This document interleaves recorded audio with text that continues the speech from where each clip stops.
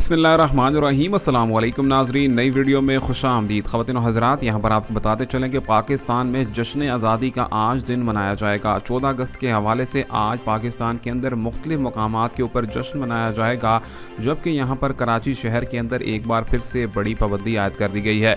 आपको बताते चलें, यहाँ पर सिंध हुकूमत ने नया ऐलान किया है यहाँ पर पाबंदी के हवाले से, ख़ास तौर पर 14 अगस्त के मौके के ऊपर। और यहाँ पर आपको बताएंगे वीडियो के अंदर, लेकिन आगे बढ़ने से पहले आपसे गुजारिश भी करेंगे, हमारे YouTube चैनल को सब्सक्राइब कर लें, वीडियो को लाइक करें और बेल आइकन पर क्लिक करना मत भूलिए।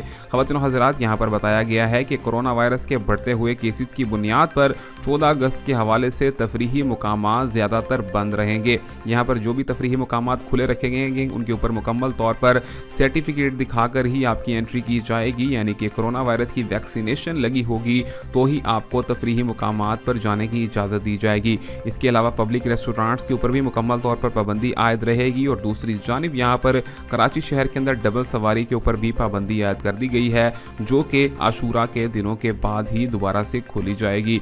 जी हाँ ख़वातीन और हज़रात, अब तक की लेटेस्ट अपडेट से जुड़े रहने के लिए हमारे चैनल को सब्सक्राइब, लाइक और शेयर करना मत भूलिए।